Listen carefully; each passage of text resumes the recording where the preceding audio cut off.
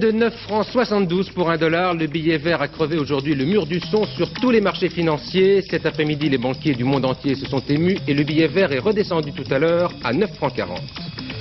Débrayage dans 2 usines de la régie Renault, au Mans et à Cléon, un mouvement qui menace de s'étendre dès le début de la semaine prochaine.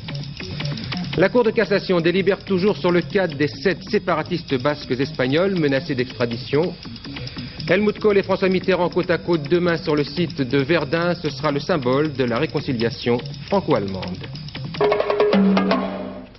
Mesdames, Messieurs, bonsoir. Il fallait choisir une couleur pour ce vendredi. Eh bien, ce sera le vert, la couleur du billet de banque américain qui a été pris aujourd'hui d'une véritable frénésie sur tous les marchés financiers et toutes les places financières de la planète. À Paris, le dollar a ainsi coté, et c'est bien sûr un nouveau record, près de 9 francs 72. Cela représente une augmentation de 23 centimes en quelques heures.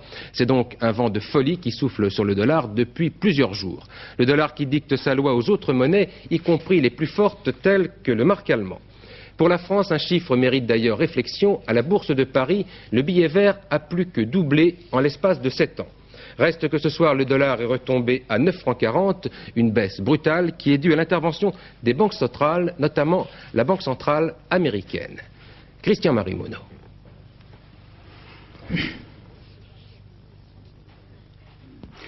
La Bourse de Paris a connu une grande excitation ce matin. Beaucoup de valeurs françaises ont augmenté. Mais surtout, le dollar a pulvérisé encore son record. Il a franchi la barre des 9 francs 50, vous le voyez sur cette courbe. Le billet vert a atteint aujourd'hui plus de 9 francs 71, voilà, alors qu'il cotait 9 francs il y a seulement 15 jours. Cette nouvelle flambée s'est effectuée au détriment de toutes les monnaies suisses, françaises et allemandes. C'est la raison pour laquelle les banques centrales de tous les pays industrialisés, notamment allemandes et américaines, sont intervenues cet après-midi. La banque allemande a vendu 55 millions de dollars. La Banque centrale suisse également. Au total, c'est près de 500 millions de dollars qui ont été vendus. La montée du billet vert était stoppée net et la baisse s'amorçait pour se stabiliser à 9 francs 41.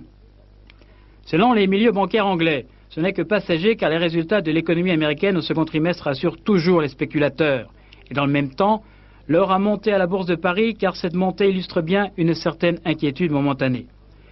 Ces variations du dollar s'expliquent selon certains par l'attrait que constitue toujours cette monnaie américaine, selon d'autres par les propos de Ronald Reagan qui, sitôt réélu, équilibrera le budget et augmentera les impôts. Ce qui explique ce vent de folie sur la monnaie américaine aujourd'hui. Oui, j'apprends à l'instant même que la chambre criminelle de la Cour de cassation vient de rejeter les pourvois formés par les 7 basques espagnols dont l'extradition est réclamée par le gouvernement espagnol. Nous retrouvons tout de suite Paul Lefebvre qui est sur place. Paul, vous m'entendez? Très bien. En effet, Bernard, il y a quelques instants, après plus de 5 heures de délibéré, la chambre criminelle de la Cour de cassation a donc rejeté le pourvoi des 7 basques, c'est-à-dire qu'en fait, elle confirme l'avis favorable à l'extradition prononcé par la Cour d'appel de Pau. La défense, maître Philippe Vaquet, avait cependant mis en évidence un certain nombre d'éléments qui, d'après elle, démontraient que les droits de la défense avaient été en quelque sorte bafoués à Pau. La Cour a rejeté ces éléments. Maintenant, la décision appartient au gouvernement. Il peut extrader, c'est-à-dire rendre aux Espagnols les 7 hommes, les expulser dans un autre pays, comme ça s'est déjà présenté plusieurs fois, ou leur accorder le droit d'asile finalement. Maintenant, c'est un choix politique. Bien, nous reviendrons en détail dans les prochains journaux donc sur cette décision de la Cour de cassation.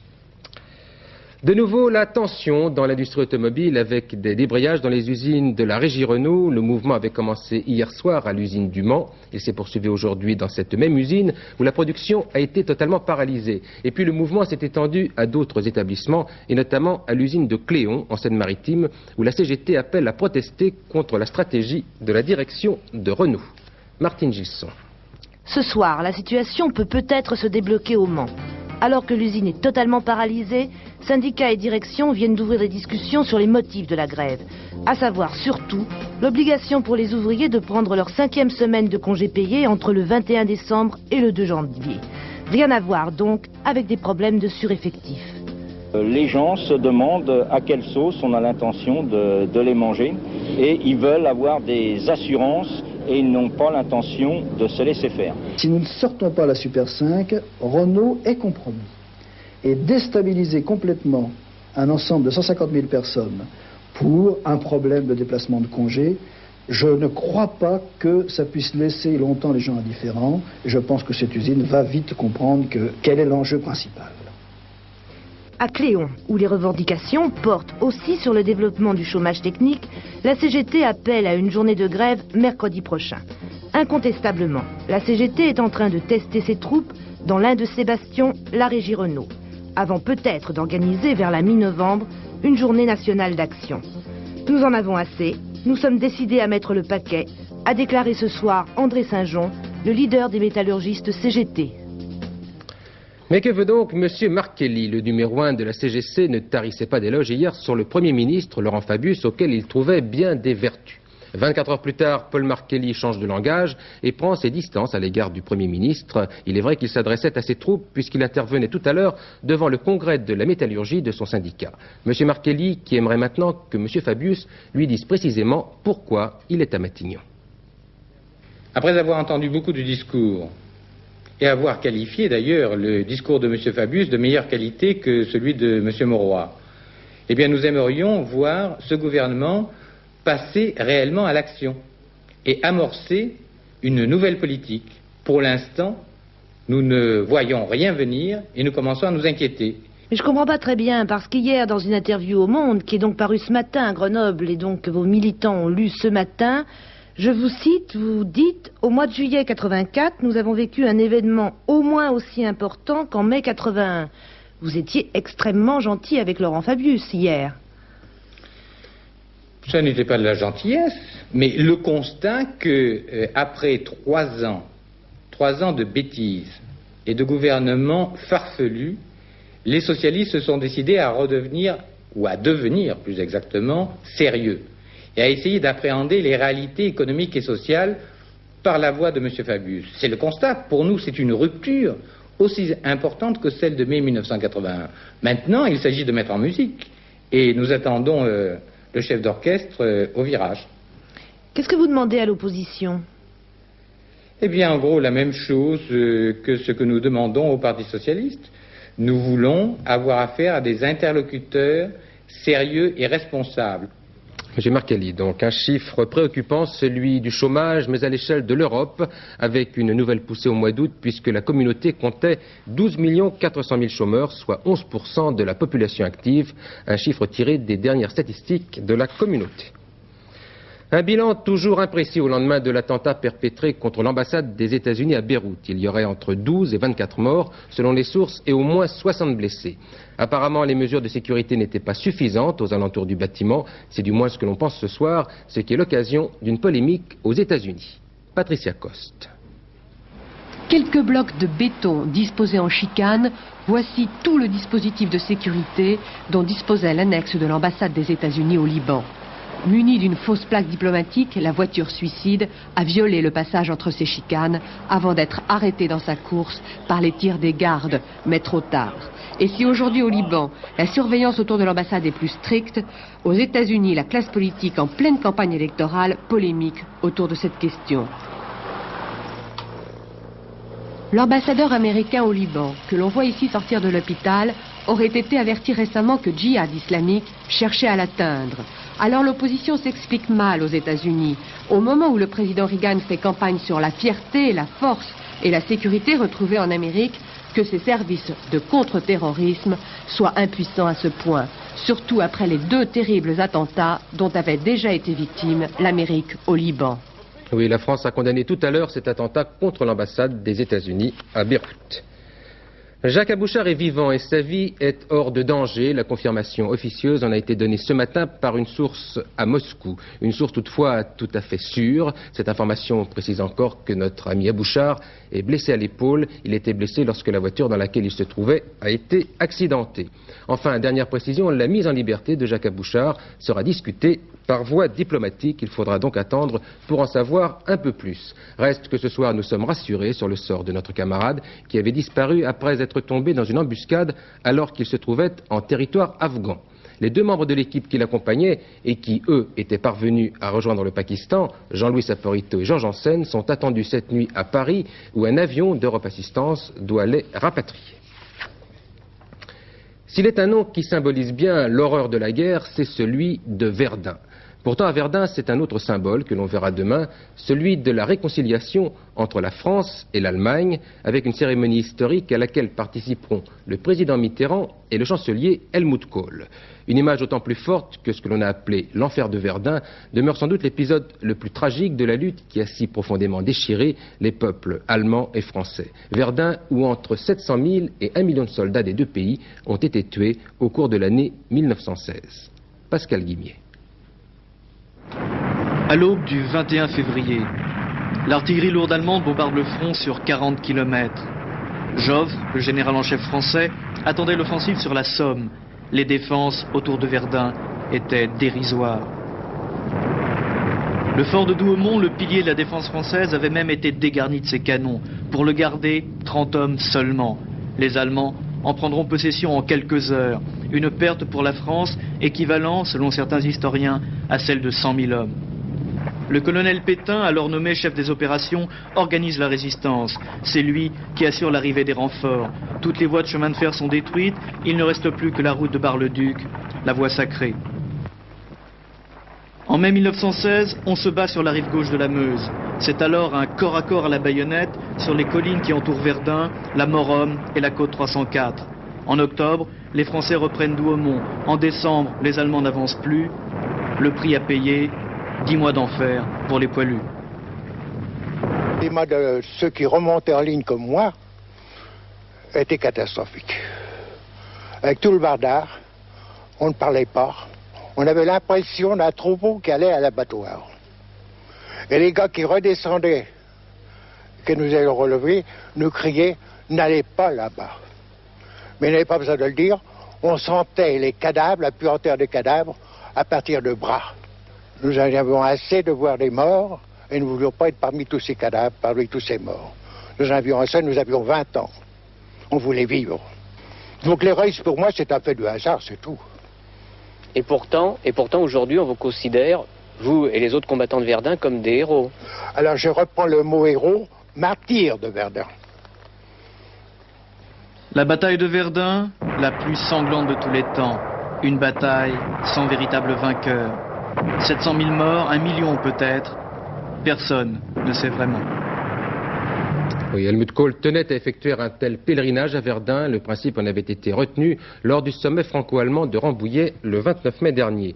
C'est le chef du gouvernement de République fédérale qui sera demain aux côtés de François Mitterrand, mais aussi, et plus simplement, un de ces très nombreux Allemands dont le père ou l'oncle était à Verdun en 1916 face aux soldats français. De Bonn, Michel Mounier. Verdun, c'était le symbole de l'horreur, mais c'était abstrait. L'horreur n'est pas imaginable sans l'avoir vécue. Arriva ensuite la Deuxième Guerre mondiale. J'ai vécu nombre d'alertes aériennes. Mais Verdun est resté un paroxysme, un affrontement inimaginable entre Français et Allemands. Dans mon enfance, j'ai été élevé dans le Palatinat, ma patrie natale. C'est la région située à gauche du Rhin, c'est la région frontière avec la France. Le 1er septembre 1939, avec ma mère et mon frère, qui est d'ailleurs tombé au cours de la Deuxième Guerre mondiale, j'étais sur un pont entre Ludwigshafen et Mannheim. Premier jour de guerre, les premiers réfugiés du Sud-Palatinat franchissaient le Rhin. Ce jour-là, à 9 ans, je n'ai pas compris ce qu'était la guerre. Mon père nous avait souvent parlé de Verdun, il y a vécu pratiquement toute la bataille. Mon oncle y fut gravement blessé et presque enterré vivant.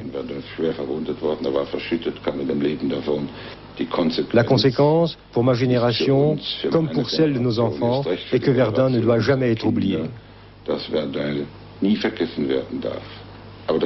Mais c'est du passé. C'est Dieu soit loué de l'histoire. Et si maintenant un président français, François Mitterrand, et moi s'y rencontrons, c'est plus qu'un acte symbolique. Nous sommes dans une nouvelle phase historique.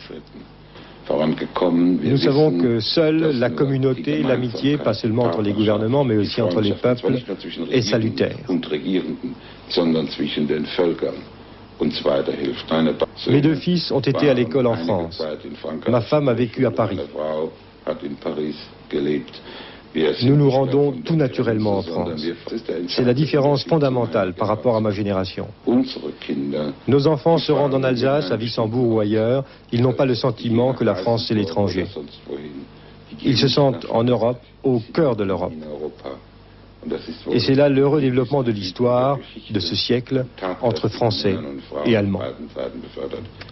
À la veille de sa rencontre avec Helmut Kohl à Verdun, François Mitterrand a expliqué tout à l'heure les raisons de son geste et il a tenu à repréciser l'importance d'un bon accord entre la France et l'Allemagne. Nous écoutons M. Mitterrand.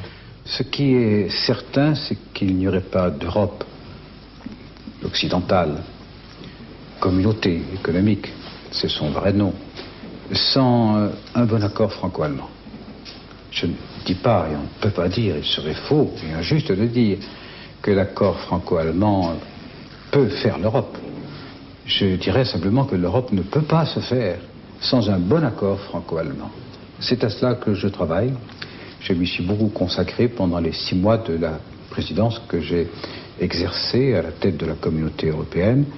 Et je vois les divers chanceliers allemands que j'ai connus, et l'actuel, le chancelier Kohl, y consacrer beaucoup d'efforts. Je m'en réjouis et cela nous donne une volonté commune. Nous nous rencontrons, nous discutons, nous appelons au téléphone, nous confrontons nos points de vue à la veille des grandes conférences internationales. Bref, le dialogue franco-allemand est vivant et prometteur. Et la rencontre de Verdun s'inscrira dans cette longue suite d'événements qui devraient donner à l'Europe ce visage dont je parlais. C'est une bactérie qui serait à l'origine de l'intoxication dont étaient victimes plusieurs centaines de personnes, en majorité des élèves de la région de Champs-sur-Marne. Une bactérie qui se trouvait dans des plats servis à la cantine de 9 groupes scolaires de la ville nouvelle. 10 élèves ont été hospitalisés, mais leur état n'inspire pas d'inquiétude. Le rappel de cette affaire avec Patrice Pellet. C'est une bactérie salmonelle qui serait responsable de l'intoxication de 900 personnes, dont 750 enfants, dans la ville nouvelle de Champs-sur-Marne. Au menu de mardi dernier, œufs durs mayonnaise, steak haché et pommes au dessert. Les repas ont été préparés par un seul traiteur, Les Délices Normands. Cette entreprise distribue tous les jours 12 000 repas. Il semble que 7 000 d'entre eux auraient été contaminés pendant leur préparation. Soit ça vient d'une moite de Macédoine défectueuse, c'est possible, soit d'un œuf ou de 2 œufs, si vous voulez, qui ont servi à faire la mayonnaise, qui eux-mêmes étaient contaminés, c'est fort possible, soit d'une personne dans notre personnel qui serait porteur d'un germe, tout en étant en très bonne santé. Et comment se passent les contrôles sanitaires dans votre entreprise? Nous avons une visite régulière des services vétérinaires de la Seine-Saint-Denis qui passent régulièrement toutes les semaines, des fois 2 fois par semaine, qui ont agréé, si vous voulez, l'atelier pour sa conformité sanitaire et réglementaire face au code de l'hygiène et qui suit notre usine en permanence. Plus sérieusement touchés, 8 enfants sont toujours en observation dans 3 hôpitaux, dont celui de Lagny. Ils ont tous vomi, mal au ventre, diarrhée, beaucoup de fièvre, énormément de fièvre tout de suite. C'est une gastroentérite aiguë, c'est-à-dire avec de la diarrhée, des selles très nombreuses, très liquides et très abondantes, des vomissements. Pour un grand nombre d'enfants, des maux de tête, des céphalées, mais dans l'ensemble, le tableau clinique ne nous donne pas de véritables inquiétudes. Ce soir, la contamination semble pourtant gagner du terrain. 80 nouveaux cas dans le Val-de-Marne, Paris aussi est touché, 30 élèves d'un lycée ont été intoxiqués. Tous avaient mangé mardi le même repas, fourni par cette même société. Fait divers toujours, mais sur un autre registre, avec l'arrestation de l'auteur ou des auteurs présumés du double meurtre du cinéma Pathé de Lyon. Vous vous souvenez que le 23 août dernier, lors d'une tentative de hold-up, un gangster avait tué froidement le contrôleur et le chef opérateur de ce cinéma. Il a été arrêté hier par la police et apparemment une dépêche m'apprend que ce seraient 2 jeunes gens qui sont inculpés et écroués dans cette affaire. On avait presque oublié qu'ils étaient là-haut et pourtant ils tournent toujours au-dessus de nos têtes. Les 3 cosmonautes soviétiques, Leonid Kizim, Vladimir Soloviev et Oleg Gatkov, en sont à leur 227e jour dans l'espace. C'est le record absolu de durée d'un vol spatial habité. Tout va bien pour les 3 hommes qui commencent pourtant à souffrir de petits malaises qui intéressent beaucoup les scientifiques restés à terre. Patrick Esther. C'était il y a 227 jours. Leonid Kezim, Vladimir Soloviev et Oleg Yatkov, le médecin de l'espace, quittaient la Terre. Ils allaient s'aventurer aux frontières de l'inconnu. Ils ont parcouru plus de kilomètres qu'aucun autre homme au monde, pulvérisant le record établi par Lebediev et Berezovoy en 1982, qui était resté seulement, si je puis dire, 211 jours dans le cosmos. Les 3 cosmonautes ont beaucoup reçu pendant ce vol. Rakesh Sharma, le cosmonaute indien, en avril. Et 3 mois plus tard, Svetlana Savitskaya, la première femme à sortir dans le vide. 227 jours pendant lesquels, à chaque seconde, l'organisme des 3 hommes a été soumis au bombardement des rayons cosmiques, au règne de la pesanteur, à une nutrition fade et triste. Et même si aujourd'hui, leurs os ont tendance à se décalcifier, les 3 cosmonautes sont en pleine forme. Plus qu'un record, c'est la démonstration scientifique que les soviétiques maîtrisent parfaitement les vols de longue durée.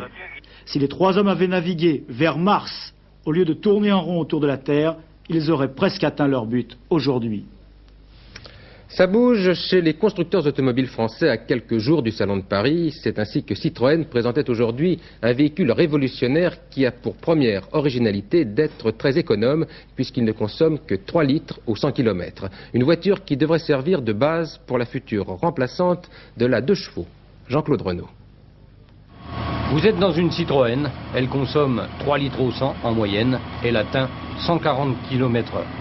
C'est évidemment prodigieux et pour y parvenir, les ingénieurs ont dû pendant 5 ans résoudre 3 problèmes. Les résistances au mouvement, le poids et les performances du moteur. L'aérodynamique surprenante permet d'afficher un CX record de 0,21. Le poids n'est pas en reste avec 480 kg, presque moitié moins qu'une Visa. Ces 3 voitures correspondent aux différentes étapes des recherches. Celle du milieu, qui n'est qu'une maquette, sera exposée au Salon de l'Auto parce qu'elle se rapproche le plus de ce que Citroën proposera un jour à ses clients. Les rétroviseurs profilés sont parmi les solutions les plus spectaculaires, avec les phares et les feux arrière intégrés. Mais pour réduire le poids, il a fallu utiliser des matériaux qui excluent pour le moment la production en série. Exemple, la fibre de carbone pour les triangles du train avant. La carrosserie, elle, est en matériaux synthétiques. Pourtant, dans la future petite Citroën, celle que vous devriez pouvoir acheter en 1986 et qui remplacera la 2 chevaux, vous retrouverez des éléments de cette surprenante économie. C'est demain après-midi que sera donné le départ du 48e bol d'or. C'est la dernière épreuve du championnat du monde d'endurance sur moto. On s'attend à ce que cette année encore, ce soit Honda qui domine, l'écurie japonaise étant quoi qu'il arrive assurée du titre mondial. Si bien que demain, sur la piste du Castellet, la grosse armada japonaise sera la cible de toutes les écuries, plus ou moins importantes, qui participent à cette grande fête de la moto. Gérard Holtz. Dans l'attente du départ, 3 pilotes, 3 privés comme l'on dit dans le monde de la moto, c'est-à-dire des amateurs, petits moyens, ambition limitée. Et puis le contraste, par la grande porte, 3 pilotes d'usine Honda, 3 professionnels, ambition immense, des moyens énormes. 6 hommes qui vont participer au bol d'or où normalement la devise est liberté, égalité, fraternité. Liberté parce que pratiquement tout le monde peut participer. Fraternité, eh bien parce que c'est une grande famille, la moto, tout le monde le sait. En revanche, pour l'égalité, c'est pas tout à fait ça. Il y a vraiment les grosses écuries, les machines d'usine, et puis il y a les privés, les petites écuries.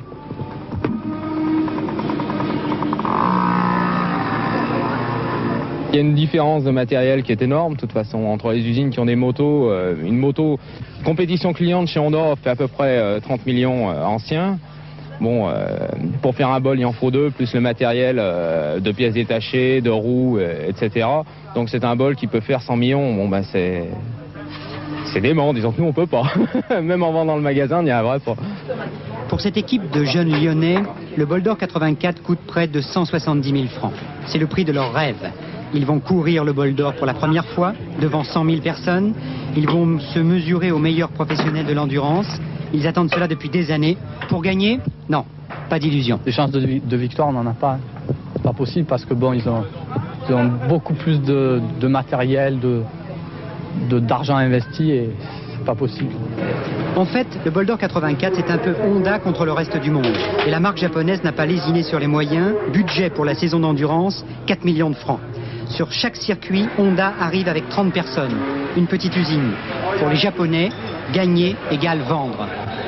L'important pour le Honda, c'est de gagner le Boulder, parce qu'ils savent très bien que gagner une victoire au Boulder, ça veut dire des ventes de motos qui progressent. Honda est déjà champion du monde d'endurance cette année, mais cela ne suffit pas. Il faut aussi gagner le Bol, une victoire encore plus prestigieuse peut-être.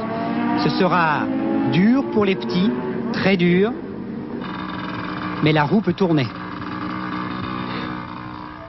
En football, 5 rencontres de la 8e journée de première division seront disputées ce soir, à suivre en particulier Lille-Lens. Ce sera d'ailleurs l'occasion pour les Lillois de fêter le 40e anniversaire de leur club.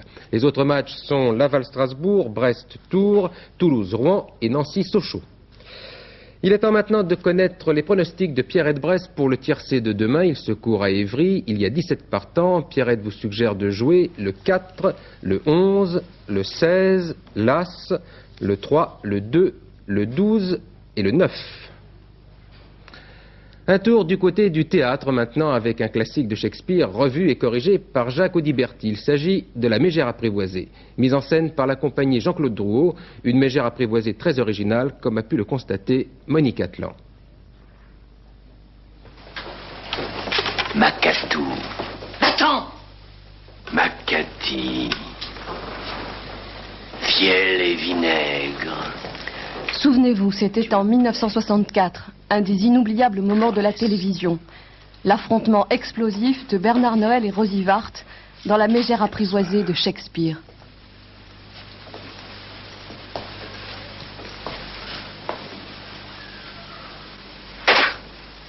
Quelques années plus tard, c'est au tour de Richard Burton et Elizabeth Taylor de reprendre le flambeau et de poursuivre au fil du temps cet immense corps à corps d'un homme et d'une femme qui se risquent au mariage.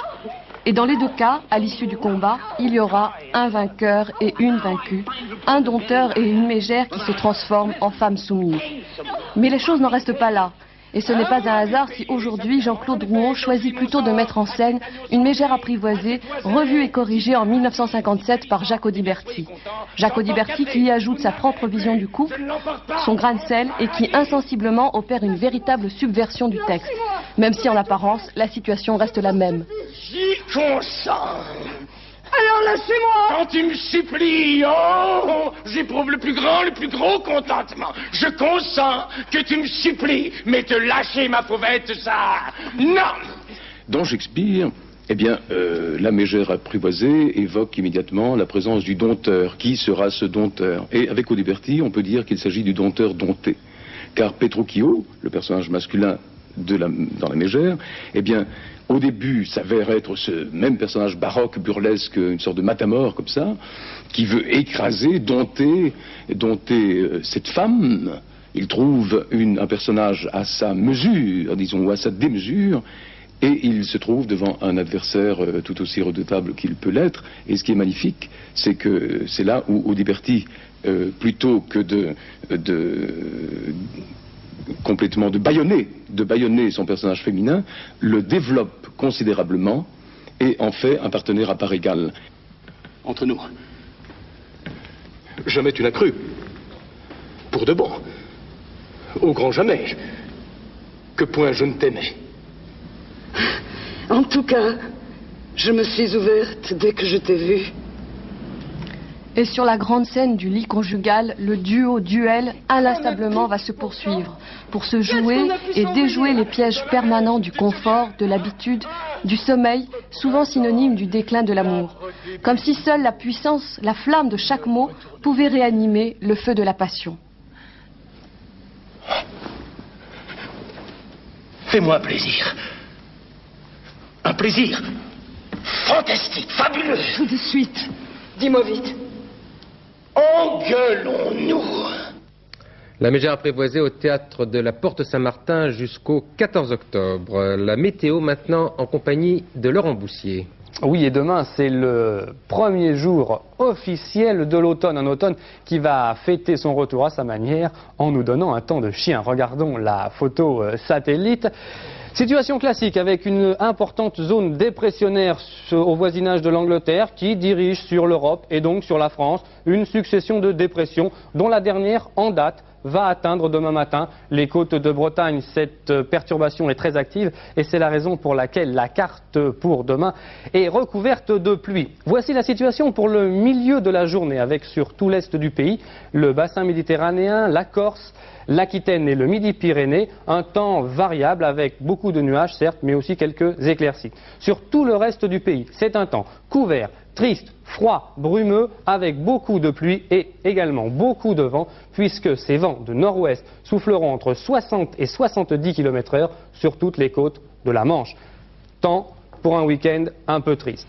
Les pressions sont en baisse, nous l'avons vu, les températures sont très légèrement en hausse, avec quand même un minimum de 15 degrés à Cherbourg, moyenne 16-17 degrés sur la moitié nord, ça va un peu mieux sur la moitié sud, avec 24 degrés en Corse, et un petit timide 25 degrés à Perpignan. Notre agenda, pour terminer, comme tous les soirs, demain c'est le samedi 22 septembre, le soleil se lève à 7h36, se couche à 19h48, c'est la Saint-Maurice qui est le patron des chasseurs alpins, et puis inutile de vous le redire, c'est l'automne. C'est Bernard Pradino qui vous communiquera les toutes dernières informations aux environs de 22h45, juste après apostrophe. Et puis demain toujours, Noël Mamère sera là pour Antenne de Midi à 12h45. Et je vous retrouverai à 20h. Je vous souhaite une très bonne soirée sur Antenne 2.